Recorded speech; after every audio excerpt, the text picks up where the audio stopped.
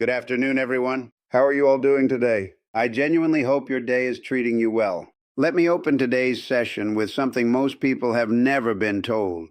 Something I was actually thinking about last night before I fell asleep, and I decided I had to bring it to you today. The most dangerous fat in your body is not the fat you can grab with your fingers. It's not the fat you notice in the mirror. It's the fat you cannot see at all. It's called visceral fat, and it wraps itself around your liver, your pancreas, your intestines, and your heart. This fat is not quiet. It is not sitting there passively. It functions like a hormone-producing organ. Visceral fat releases inflammatory chemicals every single day. It disrupts how your body responds to insulin. It drives fatty liver disease, type 2 diabetes, heart disease, and even certain cancers. And here's what makes it so deceptive. You can appear completely normal on the outside while carrying a medically dangerous amount of it on the inside. This is exactly why some patients say to me, "Doctor, I'm not that overweight, but my blood work is a mess." Now you know the reason. Before I go further, please make sure you're subscribed to my YouTube channel. And if you feel this information could benefit anyone in your life, share it with them as soon as you finish watching. Now here is the single most important concept I want you to walk away with today. Visceral fat does not respond to calories the way you've been led to believe. You do not lose visceral fat simply by eating less and moving more. You lose visceral fat by changing your hormones. And the hormone that matters more than any other is insulin. Insulin is the master switch. When insulin is elevated, visceral fat is protected. When insulin is low, visceral fat becomes vulnerable. This is not a matter of opinion. This is established physiology. Every time you eat, insulin rises. That's a normal, healthy response. But when you eat constantly, breakfast, a mid-morning snack, lunch, an afternoon snack, dinner, dessert, insulin never gets a window to come back down. And when insulin remains chronically elevated, the fat-burning pathways in your body shut off entirely. In that hormonal state, visceral fat is locked away. Your body simply cannot access it. Even if you're exercising, even if you're eating what you consider healthy food, even if you're cutting your calories. This is the reason so many people feel like they're doing everything right and still going nowhere. Visceral fat survives because insulin is perpetually telling the body, store, protect, preserve. So the real question is not how do I burn fat? The real question is how do I keep insulin low long enough for fat burning to actually begin? And this is precisely where fasting becomes relevant, not as a diet, not as a form of deprivation, but as a biological tool. Fasting is simply the absence of eating for long enough that insulin is allowed to fall. And when insulin falls, a remarkable metabolic shift takes place inside the body. The hormonal protection surrounding visceral fat is removed. Fat-burning enzymes that were previously locked shut suddenly become active. Fat cells begin releasing stored energy. The liver transitions from storage mode into export mode. Growth hormone rises. Inflammation starts to quiet. Visceral fat becomes fuel. And here's the critical point that most people miss entirely. The body doesn't burn visceral fat randomly. It targets it first, because from a survival standpoint, visceral fat is the most dangerous fat to carry. Once insulin drops and the body enters a safe fat-burning state, it goes after the fat that causes the most harm. But this only happens when insulin stays low for a long enough period of time. If you're still with me, drop the word yes in the comments below so I know how many of you are genuinely engaged with this information. Now let me explain why constant eating keeps insulin elevated around the clock. How this traps visceral fat even in people who believe they are fasting, and why one specific fasting approach makes visceral fat nearly impossible to defend. Most people today are eating in a pattern their biology was never built to handle. We wake up and eat immediately. We snack throughout the morning. We eat lunch, snack again in the afternoon, have dinner, and often eat something late at night. Then we repeat this exact cycle the next day. From the body's perspective, this pattern communicates one thing. Insulin is almost never low. Insulin is not just a blood sugar regulator. Insulin is a storage hormone. When it is elevated, the body is receiving a continuous signal that food is abundant and energy should be stored. When that signal never switches off, fat-burning pathways never switch on. This is especially true for visceral fat because visceral fat cells are densely packed with insulin receptors, making them highly sensitive to even modest insulin elevations, which is enough to keep visceral fat locked in place. So when a patient tells me, "Doctor, I only eat healthy foods," my first follow-up question is always the same. How often are you eating? Because meal frequency has a greater impact on insulin than meal content. You can eat clean, whole, nutritious food from morning to night and still keep insulin elevated continuously. And if insulin stays elevated, visceral fat remains protected. This is why calorie restriction alone consistently fails for visceral fat. You can reduce your total caloric intake and still eat frequently throughout the day. The scale may shift slightly. You may lose some surface level fat, but visceral fat often remains completely unchanged because insulin never drops low enough for long enough. This is also the real explanation behind the plateau. People begin a diet, lose some initial weight, and then everything stalls. They blame their metabolism, their age, or their genetics. But the actual issue is hormonal. Insulin is still too high too often. Now here's something I want to be absolutely clear about. Fasting is not magic. Fasting works because it creates time. Time without insulin. Time for the body to switch fuel sources. Time for growth hormone to rise. Time for fat-burning enzymes to activate. When insulin finally falls and holds low, the body enters a completely different metabolic state. Glycogen stores are drawn down. Fat becomes the dominant fuel, and visceral fat, which is metabolically active and biologically costly to maintain, becomes a primary target. This is not starvation. This is metabolic flexibility. Starvation occurs when nutrients are unavailable and the body cannot access stored energy. Fasting is the opposite state entirely. Fasting allows the body to access stored energy efficiently, and visceral fat, because of its location and inflammatory burden, is among the first reserves the body works to eliminate once insulin permits it.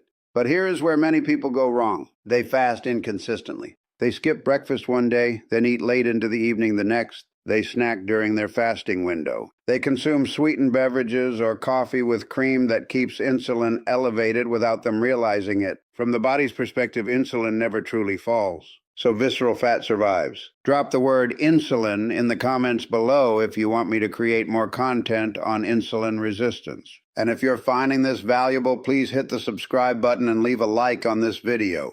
Now I want to share with you the single fasting strategy that consistently lowers insulin in a way that aligns with human circadian biology, protects muscle mass, and makes visceral fat the first fuel source without extreme fasting protocols or unnecessary suffering. It's not prolonged multi-day fasting. It's not about pushing your body to its limits.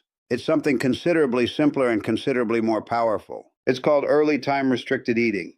This means you stop eating earlier in the evening and allow the overnight fast to accomplish what it was biologically designed to do. Why does the timing matter so much? Because your metabolism operates on a circadian rhythm. Your hormones run on an internal clock, and insulin sensitivity is at its highest earlier in the day and at its lowest at night. When you eat late into the evening, insulin stays elevated precisely when the body is supposed to be in repair mode. Cleaning, regenerating, and burning fat. Instead, it's forced into storage mode at the worst possible time. This is the environment visceral fat thrives in. Late eating keeps insulin elevated overnight. It suppresses growth hormone. It disrupts sleep quality. And it keeps visceral fat locked in place. But when you stop eating earlier, finishing your last meal by 6 or 7 in the evening, for example, the entire picture changes. Insulin falls earlier and stays low longer. During the night, growth hormone rises naturally. Growth hormone is a powerful fat-mobilizing hormone. It preserves muscle, supports tissue repair, and draws energy directly from fat stores, particularly visceral fat. While you sleep, the liver begins exporting fat rather than accumulating it. Fatty liver improves. Inflammatory markers decline. Insulin sensitivity begins to reset. And all of this happens without effort, without willpower. It's a matter of timing. Early time restricted eating creates a long, uninterrupted window of low insulin without placing the body under stress. The overnight fast becomes a metabolic repair phase rather than a survival state. This is why patients frequently say to me, "Doctor, I didn't change what I was eating, but my belly started getting smaller." That's because visceral fat responds to hormonal signals, not calorie mathematics. Another important point, visceral fat is highly sensitive to growth hormone and catecholamines. These hormones rise naturally during fasting and sleep when insulin is low, but insulin blocks their effects. So if insulin remains elevated from late-night meals or frequent snacking, those fat-mobilizing signals are silenced. Visceral fat survives. Remove insulin's protection, and visceral fat is exposed. This is also why early time-restricted eating tends to feel more sustainable than other approaches. Hunger hormones adapt, the brain learns the new rhythm, Appetite gradually becomes quieter rather than louder. The body begins to anticipate food within a predictable window and stops demanding it constantly. That is when fasting starts working with you instead of against you. To be clear, this is not about randomly skipping meals. It is not about eating too little. It is about creating a consistent, predictable rhythm in which insulin rises during a feeding window and remains low long enough for repair to occur. That rhythm is what visceral fat cannot survive. If you're still here with me, leave the word listening in the comments so I know how many of you are still engaged. And if you're finding value in this information, please subscribe and leave a like. Now, let me explain what actually occurs inside the liver, the muscles, and the fat tissue when insulin stays low through the night, and why visceral fat is the first to be burned while muscle mass is preserved.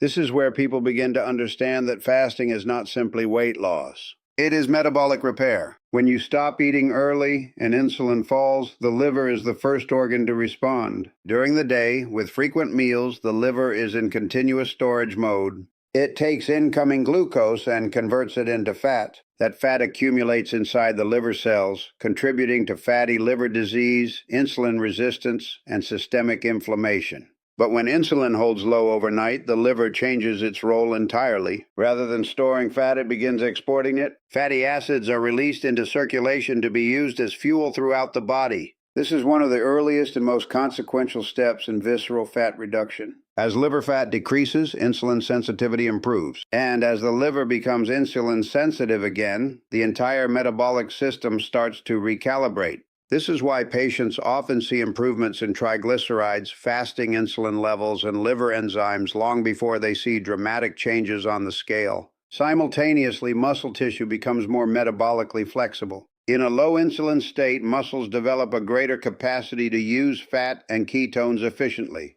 This preserves glucose for the brain and protects muscle mass. Growth hormone, which rises during fasting and deep sleep, reinforces this effect, signaling the body to preserve lean tissue and mobilize fat. This is why appropriate fasting does not cause muscle loss. Muscle loss occurs in starvation, when insulin is low but stored energy cannot be accessed. During fasting, energy is abundant because fat stores are fully unlocked. Now let's talk specifically about visceral fat. Visceral fat differs from subcutaneous fat in important ways. It is more metabolically active, more inflammatory, and more clinically dangerous. And because of these properties, it is also more sensitive to hormonal change. When insulin drops, visceral fat cells release free fatty acids more readily than subcutaneous fat cells do. These fatty acids travel directly to the liver through the portal circulation, which is part of why visceral fat is so harmful when insulin is high, but so responsive when insulin is low. As visceral fat shrinks, inflammatory signaling diminishes. Markers such as CRP, interleukin-6, and TNF-alpha begin to fall. This reduces stress on blood vessel walls, improves endothelial function, and lowers cardiovascular risk. This is not cosmetic fat loss. This is internal healing. Another important shift occurs at the level of leptin and adiponectin. Visceral fat disrupts leptin signaling, which drives excessive hunger and metabolic slowdown. As visceral fat decreases, leptin sensitivity improves. Appetite becomes more regulated. Energy expenditure stabilizes. Adiponectin, a hormone that enhances insulin sensitivity and reduces inflammation, rises as visceral fat falls. This creates a self-reinforcing positive feedback loop in which metabolism continues to improve on its own. And all of it begins with one thing: low insulin sustained for a meaningful period of time. That is the foundation of why early time-restricted eating is so effective. Now let me address a concern I hear frequently, that fasting will slow down your metabolism or raise stress hormones, and explain why the evidence points in exactly the opposite direction. When fasting is aligned with your circadian biology, the fears that it will damage your metabolism or chronically elevate cortisol stem from confusing fasting with starvation. They are two completely different physiological states. Starvation occurs when the body has no available energy. Fasting occurs when energy is plentiful, but insulin is low enough to allow access to it. Cortisol follows a natural daily rhythm. It is designed to rise in the morning to support waking and energy mobilization, and to fall in the evening so the body can enter its repair and regeneration phase. Late-night eating disrupts this rhythm. When you eat late, insulin remains elevated at the exact time cortisol is supposed to be declining. This creates conflicting hormonal signals, store energy, and remain alert simultaneously. The result is poor sleep quality, elevated nighttime cortisol, and impaired fat loss. Early time restricted eating corrects this. By finishing your final meal earlier, insulin drops in the evening. Cortisol is allowed to follow its natural downward curve. Sleep quality improves. Growth hormone rises, tissue repair processes activate. And here is the point most people are never told. Fasting does not increase cortisol when the body has access to fat. In fact, cortisol often decreases over time as the body is relieved of the metabolic stress produced by constantly elevated insulin and unstable blood sugar. Glucose becomes more stable. The adrenal glands are under less demand. The nervous system shifts toward a calmer, more restorative state. This is why many people report feeling more relaxed, not more stressed, once their body has adapted to the new pattern. Now let's address metabolism directly. Metabolic slowdown occurs when the body perceives energy scarcity and cannot access its stored reserves. This happens with prolonged calorie restriction, crash dieting, and constant low-calorie grazing. Fasting is an entirely different situation. When insulin is low, fat stores are accessible. The body has tens of thousands of calories available to it. There is no signal of scarcity. Research consistently demonstrates that short-term fasting increases norepinephrine, which elevates metabolic rate. Resting energy expenditure does not decline during fasting. In some cases, it actually increases. Growth hormone rises sharply during both fasting and sleep, protecting lean tissue and supporting fat mobilization. Thyroid function remains stable when fasting is not paired with chronic undereating. This is why people can fast and still maintain their strength, their body temperature, and their mental clarity. One critical mistake deserves direct attention. Skipping breakfast while still eating late at night is not early time restricted eating. That pattern actually creates prolonged metabolic stress because insulin remains elevated late, sleep quality suffers, and whatever fasting window does exist occurs during the wrong phase of the circadian cycle. The body reads that as misalignment rather than optimization. The genuine benefit comes from ending food intake early, not from simply delaying the first meal at all costs. Many people find they feel significantly better eating breakfast and lunch and stopping early compared to skipping breakfast and eating a late dinner. Circadian alignment matters more than fasting duration alone. When fasting is synchronized with your internal biological clock, the result is improved insulin sensitivity, better hormonal balance, and sustainable fat loss without metabolic disruption. If you're enjoying this information, please subscribe, leave a like, and share this with someone in your life who would benefit from it. Now let's translate all of this physiology into a practical approach, one that doesn't become another rigid diet, another 30-day challenge, or another rule-based system that falls apart after a few weeks. The goal is not to fast for as long as possible. The goal is to fast consistently and in biological alignment. The core strategy is straightforward. Early time restricted eating, apply consistently most days of the week. You choose a daily eating window that begins earlier in the day and ends earlier in the evening, ideally before the body transitions into its nighttime repair phase. For most people, this looks like eating between approximately 8 a.m. and 4 p.m., or 9 a.m. and 5 p.m. The precise hours matter less than the overall pattern. What matters is that insulin has adequate time to fall in the evening and remain low through the night. This overnight low insulin period is the window in which visceral fat becomes genuinely vulnerable. During the first several hours after your last meal, the body finishes processing dietary glucose and begins drawing down stored glycogen. Insulin continues to decline. Once liver glycogen is sufficiently depleted, the body transitions into fat-dominant metabolism. Visceral fat, due to its location and high insulin receptor density, is accessed early in this process. This is not a matter of willpower. It is a matter of metabolic sequence. An important clarification. Early time-restricted eating does not mean under-eating. You still consume real, satisfying meals. You still take in adequate protein, healthy fats, and micronutrients. You simply consume them within a window that works with your hormonal rhythms rather than against them. Protein consumed earlier in the day improves insulin sensitivity and helps preserve lean mass. Healthy fats slow digestion and support stable blood sugar. Whole foods produce a smaller insulin response compared to ultra-processed alternatives. And because insulin sensitivity is naturally higher earlier in the day, the same meal eaten in the morning produces a lower insulin response than the same meal eaten at night. This means less total insulin exposure, without changing a single calorie. This is why people frequently lose visceral fat while eating the same quantity of food, or in some cases even more. Now let's talk about the adaptation period. The first 7 to 14 days are not primarily about fat loss. They are about metabolic transition. The body is relearning how to switch between fuel sources. Ghrelin, the hunger hormone, is resetting to align with your new eating times. Insulin receptors are beginning to resensitize. During this phase, mild hunger waves are completely normal, but they are temporary and rhythmic in nature.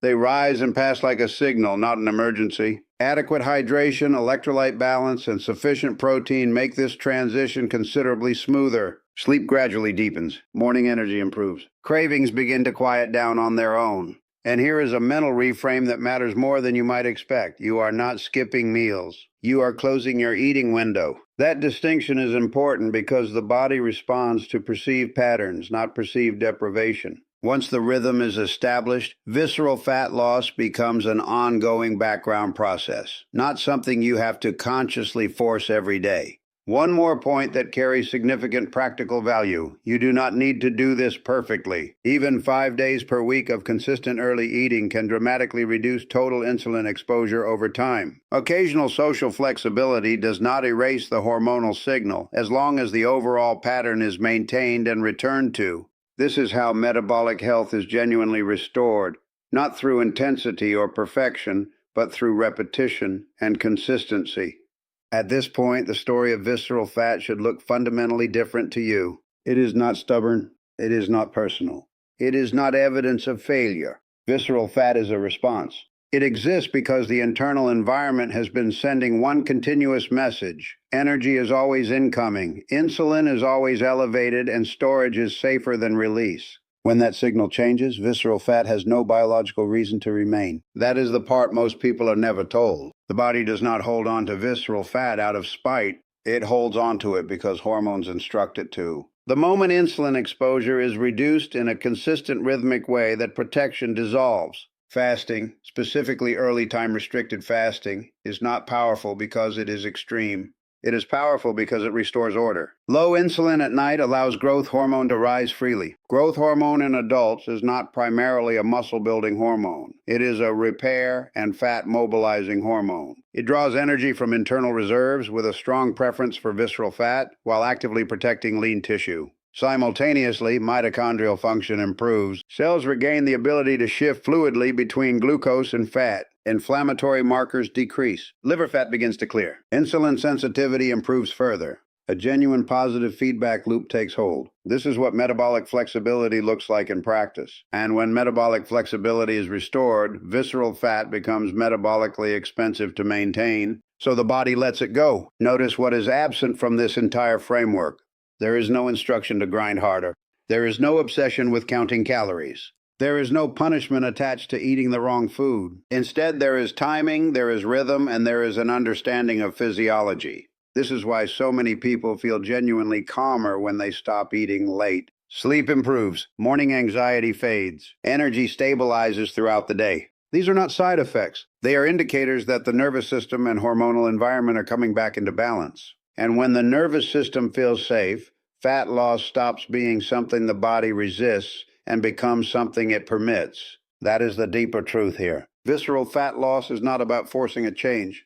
It is about removing interference. When insulin is perpetually elevated, fat-burning pathways are blocked. When insulin is allowed to fall, those pathways reopen automatically. Fasting doesn't burn fat. It creates the conditions in which fat burning is allowed to happen. And early time-restricted eating does something even more significant. It aligns that permission with your circadian biology, making visceral fat the body's first choice for fuel. So if you take only one thing from today's session, let it be this. You don't need to eat less indefinitely. You don't need to fast for longer and longer stretches. You don't need to suffer through deprivation. You need to give your body predictable, consistent windows without food, so insulin can fall, repair can occur, and internal fat can finally be accessed. That is not dieting. That is working with your biological design. And when you operate with that design rather than against it, visceral fat doesn't need to be chased down. It disappears because the body no longer has any reason to hold on to it. That is how the most dangerous internal fat is eliminated. Not through force, but through restored rhythm. And once that rhythm is reestablished, the body does exactly what it has always been capable of doing. If you've stayed with me through today's full session, go to the comments right now and tell me the single most valuable thing you learned today. I genuinely want to hear from you. And if you found today's lecture informative and worthwhile, please subscribe to the channel, hit the like button, and send this to someone in your life who needs to hear it. Don't hesitate. Share it right now. Thank you so much for joining me today. Your attention and your support truly mean a great deal to me, and I'll see you in the next session.